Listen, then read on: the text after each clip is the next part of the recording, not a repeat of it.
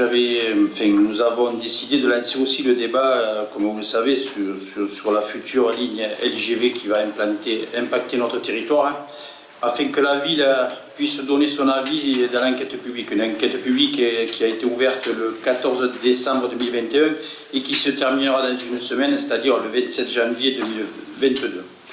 Alors, ce vieux projet de 30 ans, il est resté dans les cartons, mais ce qu'il faut constater, c'est qu'au fil du temps, il y a eu des avancées. Et je mettrai quelques dates. Le 28 janvier 2011 avait eu lieu une commission consultative où les maires des communes traversées par la ligne LGV ont donné leur avis.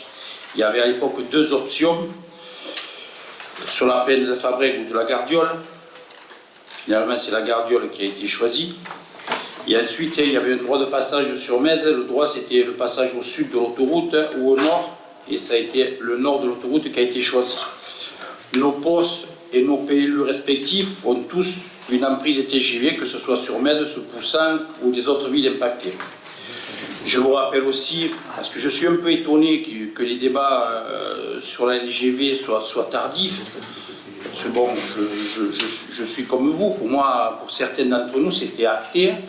Ce que je peux vous dire, c'est que sur Metz, ça fait déjà 4 ans il y a 4 ou 5 ans qu'il y a des maisons qui ont été achetées, qui ont été rasées. Je prends l'exemple à Vitarel des frères de M. Bertrand, hein, vous y allez au-dessus à Vitarel, ils avaient une maison, on leur a acheté la maison, elle a été rasée. On a eu des soucis avec la zone en Garonne par rapport à la LGV, des gros soucis.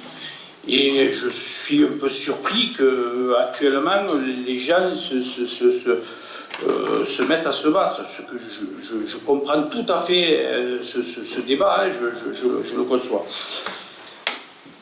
Il est bon de rappeler aussi que le 27 avril 2015, il y a eu des réunions de présentation du tracé à Poussin.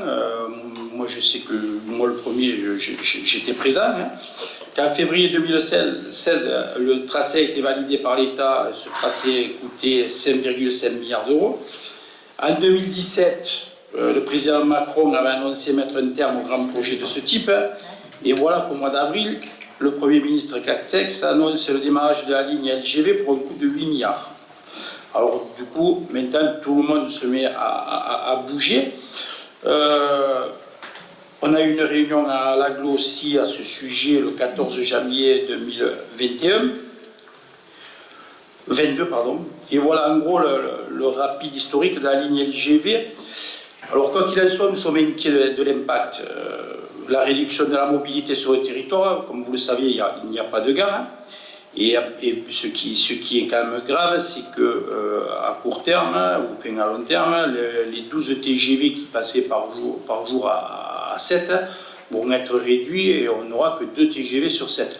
Donc, encore une fois, en plus de ne pas avoir de gare, on va perdre et on va être obligé d'aller à la Mougère avec demi-heure certainement de plus ou 40 minutes, ce qui n'est pas normal. Ensuite, il y a aussi des destructions de milieux aquatiques, puisqu'il y a des traversées de cours d'eau, il y a beaucoup de choses. Il y a un prélèvement foncier des terres agricoles. Bon, il y a certes les terres de Picpoul, mais il y a pas mal de terres qui sont impactées. Et puis, alors là, l'aglo monte un peu au créneau parce que lors des enquêtes, le syndicat mixte n'a pas été convié aux réunions et le SCOT n'a pas émis d'avis. Sauf qu'il y a un impact sur les ressources en eau puisque, comme vous le savez, le viaduc passera sur la source d'Issanca. Voilà. On peut y rajouter à ça la destruction d'une partie de la voie domicienne. Donc, comme je vous le disais, il y a des vices de procédure et puis il y a un gros manquement dans les études environnementales. Donc voilà.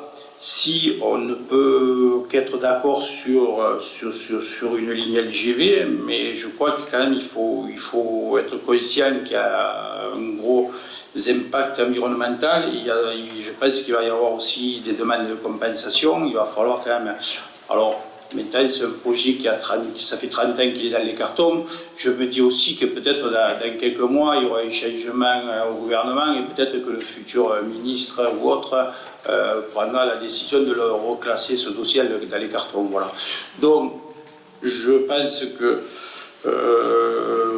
nous, j'ai pas mal d'éléments que je vous les transmettrai. J'ai reçu hier des éléments de l'aglo sur l'étude, enfin, sur l'enquête publique, des remarques qui vont être faites. Voilà ce que je pouvais vous dire là-dessus. Voilà, donc j'ouvre le débat. Si vous voulez vous exprimer, c'est le moment.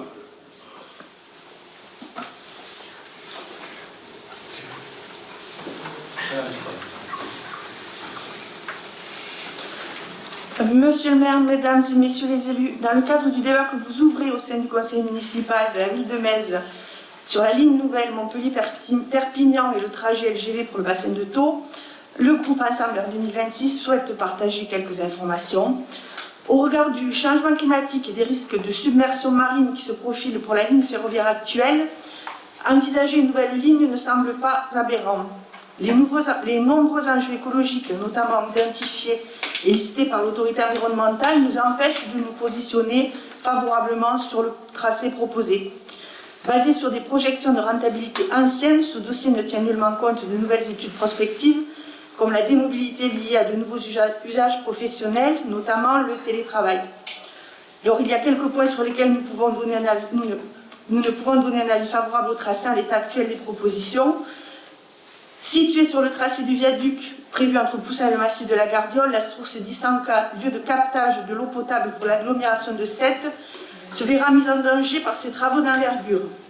La construction d'un viaduc d'1,4 km de long et de 28 mètres de haut, incluant une trentaine de piliers en béton face à la crique de l'Angle classée naturelle 2000, est contraire au code de l'environnement. Le tracé LGV entravera le massif de la Gardiole, classé site pittoresque puis reconnu zone naturelle d'intérêt écologique, faunistique et floristique. La LGV amputera les vignobles du terroir Pécoul de 10% de leur surface. Le tracé de la LGV ensevelira une partie de la Via Domitia, qui est classée aux monuments historiques. Loin de la volonté de neutralité carbone à l'horizon 2050, la construction de la LGV générera un bilan carbone qui sera compensé en 240 ans. La LGV générera des nuisances sonores indéniables pour certains habitants à proximité de la ligne et entraînera la dévalorisation de leurs biens. L'attrait touristique de ces zones jusqu'à présent épargnées sera anéanti. Avec une réduction de 10 à 2 TGV quotidiens, puis une disparition du trafic TGV en gare de Sète, la LGV écartera une partie des 53 000 curistes qui se rendent chaque année à Ballaruc. Moins bien desservi, le territoire sera alors boudé par les touristes et curistes. Loin de permettre le désenclavement du territoire, la LGV verra naître 2 nouvelles gares à Béziers-Narbonne pour allier Montpellier Sud de France. Les habitants du bassin de Thau se retrouveront en territoire enclavé entre ces gares. Cette externalité négative n'est pas prise en compte dans les études. Les travaux de la LGV généreront un coût de plus de 2 milliards d'euros uniquement pour le tronçon Montpellier-Béziers. Le financement de la LGV étant réparti entre l'Europe 20%, c'est nous, entre l'État 40%, c'est nous, les collectivités locales 40%, c'est nous toujours. La hausse des impôts inéluctable pour regarder passer les trains est une aberration. Issu d'une formidable idée de mutualisation de la mobilité au travers de la mixité fret-voyageurs, il ne sera en fait question de l'appliquer que sur le tronçon entre Montpellier et Béziers. Cette solution est inacceptable pour la cohérence du désenclavement routier voulu par le tracé. Alors le gain de 38 minutes entre Paris-Barcelone et 18 minutes entre Montpellier et Béziers justifie-t-il un tel sacrifice pour notre territoire? Notre groupe souhaite un projet plus raisonnable et mieux raisonné, avec le lancement de nouvelles études prenant en compte de nouveaux critères environnementaux et sociétaux et plus de compensation pour le territoire.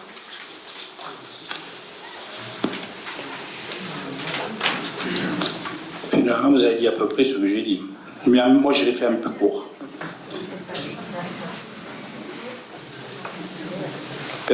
D'autres... Monsieur Focas.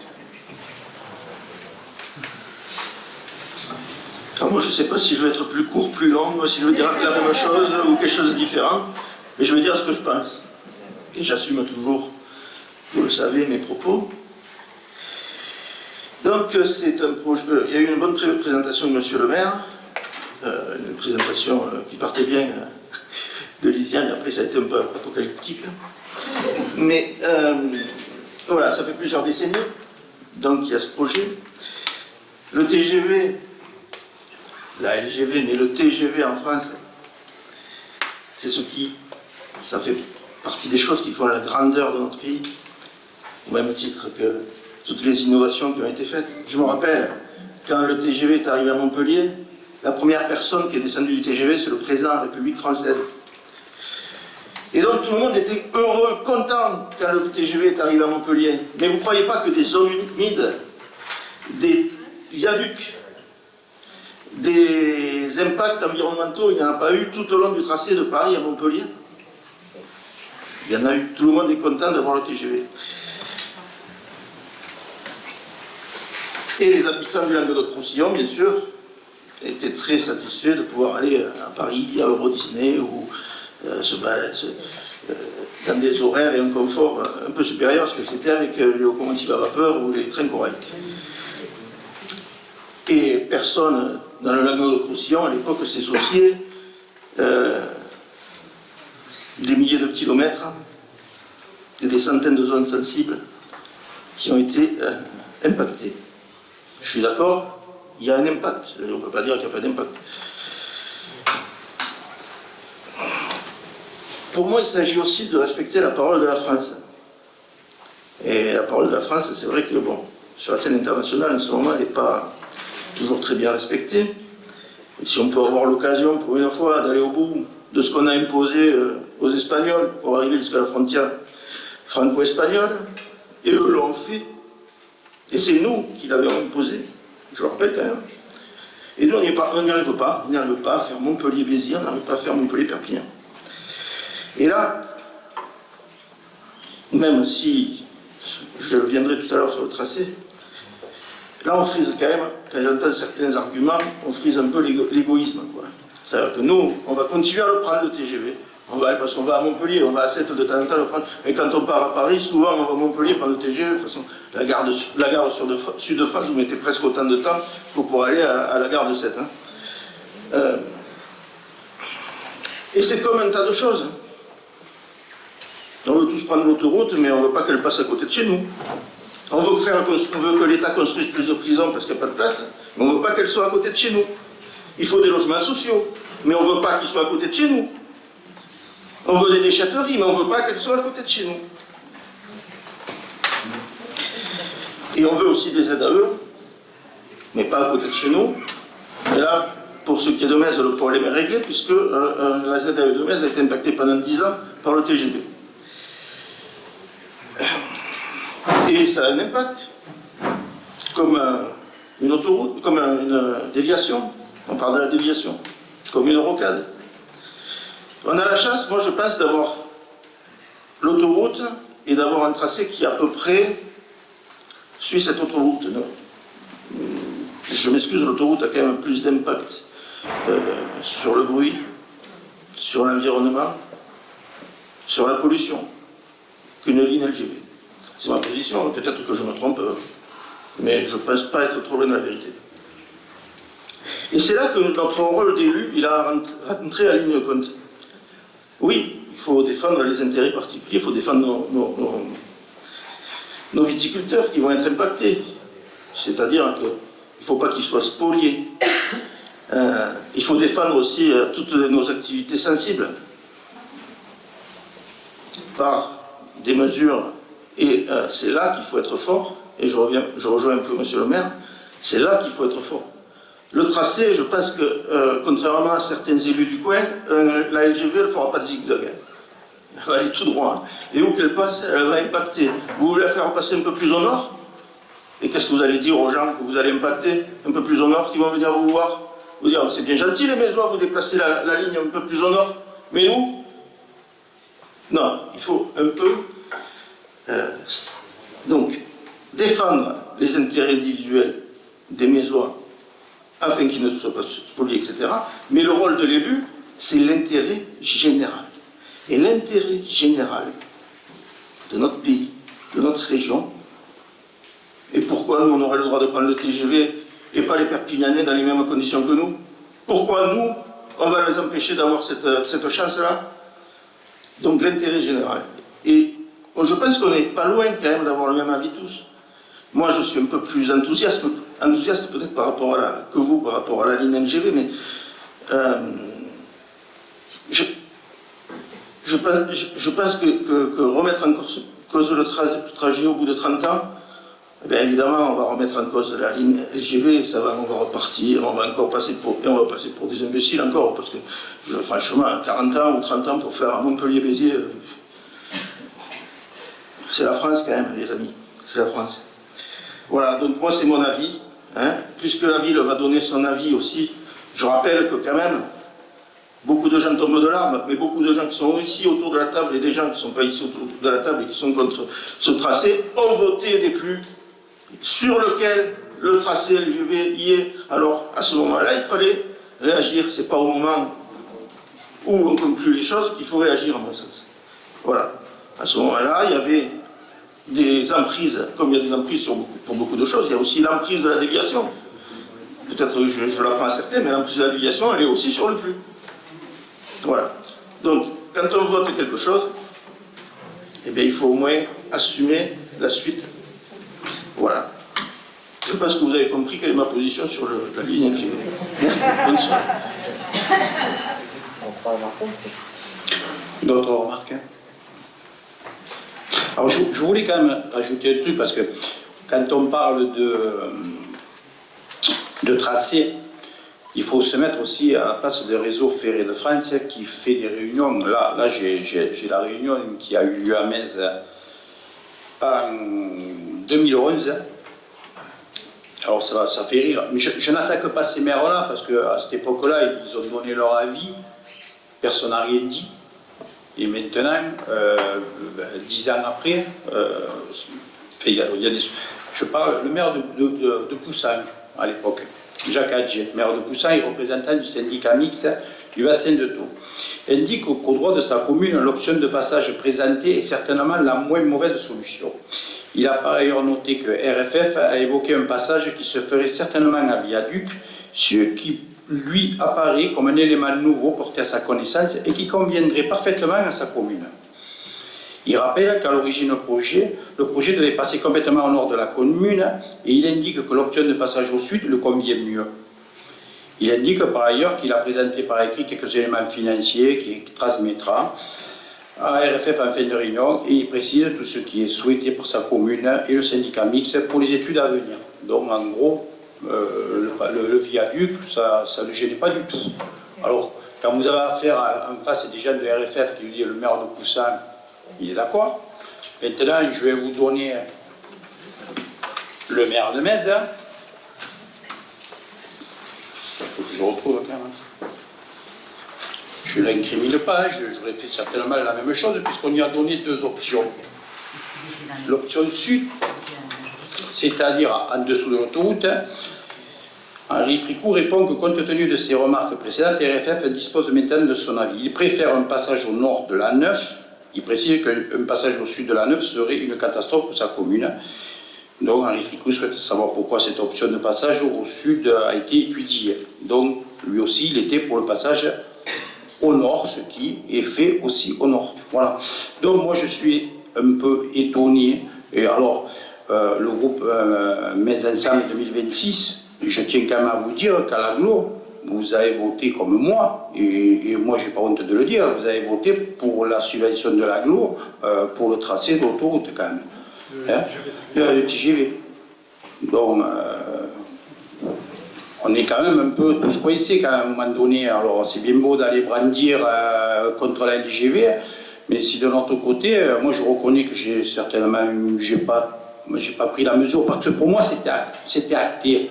C'était acté pourquoi?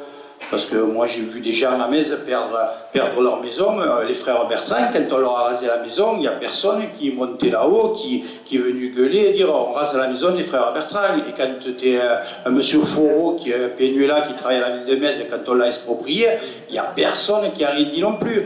Alors moi je veux bien du combat, je suis pour le combat, mais quand je monte dans l'Aveyron, que je vois écrit de partout Gardarel ou Larzac, non au camp militaire, j'en vois 30 ans ou 40 ans après, je le vois. Je passe à Poussin, je ne vois pas un seul panneau, non à LGV, rien du tout. Alors là maintenant c'est des combats, c'est des quoi? Des combats d'arrière-garde, c'est fini tout ça. Le tracé il est acté. Alors par contre, maintenant, où il va falloir se battre pour les compensations, pour aller demander à ce qu'on ait derrière autre chose. Mais le tracé de la LGV, vous pouvez faire ce que vous voulez. Si vous voulez, vous pouvez le mettre au milieu de la ligne. C'est fini. Voilà ce que je voulais dire là-dessus. Une observation, M. Foucasse, pour les PLU, donc avec la bande de réservation LGV, elle est imposée par l'État. C'est pas un vote de la commune. Oui, mais en tant que conseiller municipal, tu peux très bien dire, puisque l'État m'impose ça, je ne le vote pas. Oui, mais ça veut dire que le PLU est retoqué. Donc c'est une mise en conformité du PLU décidée par le préfet. C'est le privilège de l'opposition. Oui, bien sûr.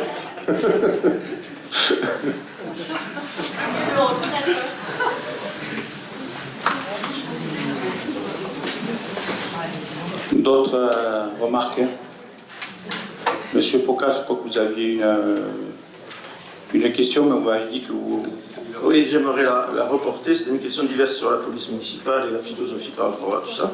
Mais je pense qu'effectivement, après discussion, il vaut mieux faire une première discussion au sein de la commission, sécurité, et puis après...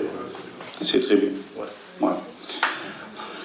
Oui, écoutez, on avait vu avec M. Kèvre pour faire un conseil au mois de mars, mais on ne préfère pas vous donner la date parce que peut-être il y aura peut-être des délibérations à passer plus rapidement, donc on ne peut pas vous donner une date précise. Mais bon, sachez que vous avez pu le remarquer qu'on a envoyé le conseil municipal bien avant les 5 jours. Donc on essaiera de se tenir toujours dans ce temps pour que vous puissiez avoir les éléments. Voilà, merci, bonne soirée.